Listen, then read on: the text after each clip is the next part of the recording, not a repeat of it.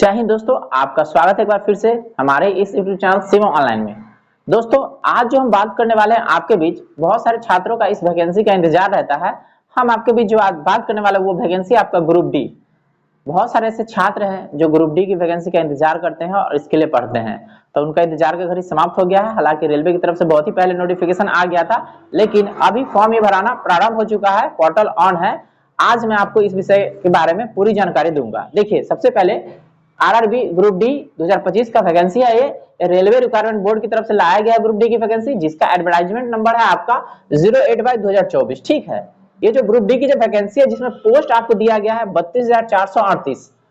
और इससे पहले जो भी वैकेंसी आती थी इसमें लाख लाख वैकेंसी आती थी, लेकिन इस बार बहुत कम वैकेंसी दिया गया है। इसके लिए तो हमें मलाल है, हमें खेद है। लेकिन जो वैकेंसी आपके सामने आया है उसके बारे में हम आपको आज बता दें। ठीक है, ये ग्रुप डी का लेवल 1 का वैकेंसी है। ठीक है, आपको बताना चाहेंगे जो वैकेंसी भराना प्रारंभ हो गया, इसका स्टार्टिंग डेट जो है आपका 23/1/2025 से फॉर्म भरा रहा है। 23/1/2025 से फॉर्म भरा रहा है और इसकी जो आखिरी डेट है आपका 22 फरवरी 2025। ठीक है, यानी 23 जनवरी के फॉर्म स्टार्ट हुआ है और 22 फरवरी तक आखिरी डेट है। दोस्तों, अगर आप फॉर्म भरना चाहते हैं तो आखिरी डेट का इंतजार नहीं कीजिएगा, क्योंकि लास्ट में क्या होता है, सर्वर में बहुत तरह की प्रॉब्लम हो जाती है जिससे कि आपका फॉर्म नहीं भरा पाता है। ठीक है, तो ये फॉर्म आखिरी डेट है, इससे पहले आप फॉर्म भर लीजिएगा। ठीक है, लेकिन साथ ही साथ बताना चाहेंगे इस फॉर्म भरने के लिए आपको क्या क्राइटेरिया दिया गया है। ठीक है, तो आपका उम्र ना कम से कम होना चाहिए 18 वर्ष। ठीक है, कम से कम 18 वर्ष और मैक्सिमम आपका 36 वर्ष कहा गया है। साथ ही साथ इसमें ना एज में ना छूट की व्यवस्था किया गया है, तो अगर आप एज में छूट लेना चाहते हैं तो आपको ना इसके लिए नोटिफिकेशन अवश्य देखना होगा।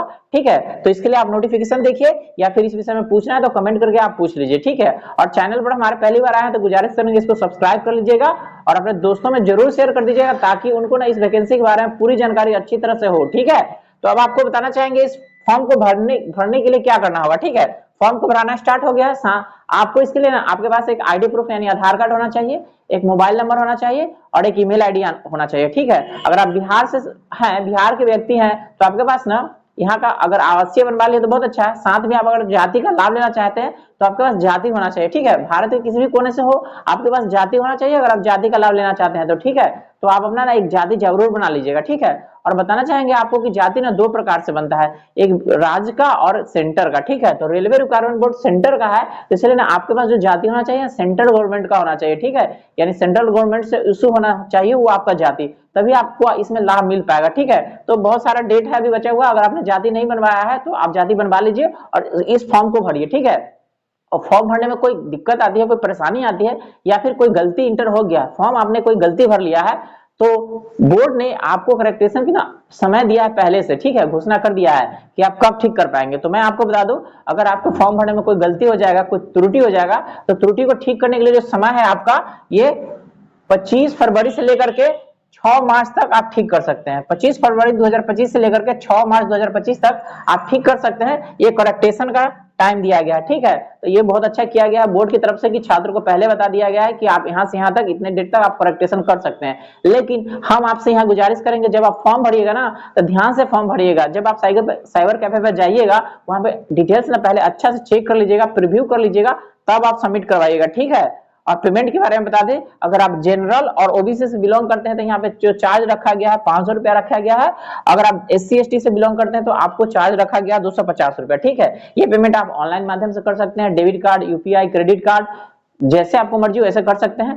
ठीक है, अब बताना चाहेंगे फॉर्म भरने के लिए आप क्या डॉक्यूमेंट कैरी कीजिएगा। ठीक है, अगर आपने 10वीं पास किया है और 10वीं के साथ अगर आपने ITI किया है या फिर इंटर किया है तो वो डॉक्यूमेंट लेकर के जाइएगा।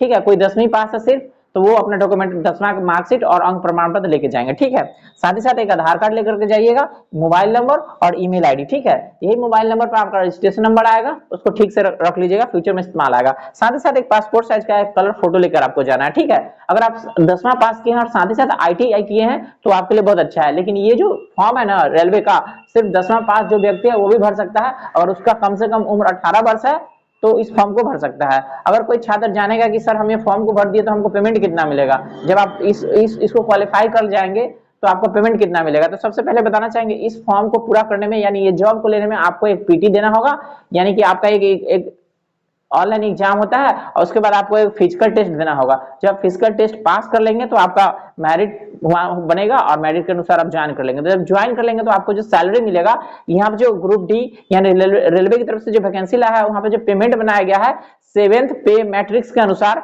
आपका पेमेंट बनेगा 18,000 से लेकर के 32,438 रुपया। ठीक है, यहाँ पे मैंने मेंशन कर दिया है, ये है पेमेंट लेवल। ठीक है, आपको इतना से इतना के बीच में पेमेंट मिलेगा। ठीक है, लेकिन आपको बताना चाहेंगे सरकार की तरफ से 8वां पे स्केल भी लागू कर दिया गया है, जो 2026 में लागू होगा। जब आपको जॉब मिल जाएगा तो 8वां पे स्केल की तरफ से आपका जो पे स्केल बनेगा वो बनेगा आपका पेमेंट। ठीक है, फिलहाल ये जानकारी है जिसके बदौलत आप फॉर्म भर सकते हैं सावधानी पूर्वक। ठीक है, फिर मन में कोई शंका हो, आपको कोई डाउट हो, कंफ्यूजन हो तो आप कमेंट करके हमसे पूछ सकते हैं। लेकिन आपसे गुजारिश करेंगे अपने दोस्तों में भी इसको शेयर कर दीजिए ताकि वो भी इसको अच्छी तरह से जान सके और फॉर्म भरने के बाद उनको कोई त्रुटि ना हो। अगर त्रुटि भी हो गया है तो जान पाएंगे कि त्रुटि कब से कब तक ठीक करना है। ठीक है, तो वो संतुष्ट रहेंगे। इसलिए दोस्तों में जरूर शेयर कर दीजिए। ठीक है, फिलहाल इस वीडियो में इतना ही, धन्यवाद।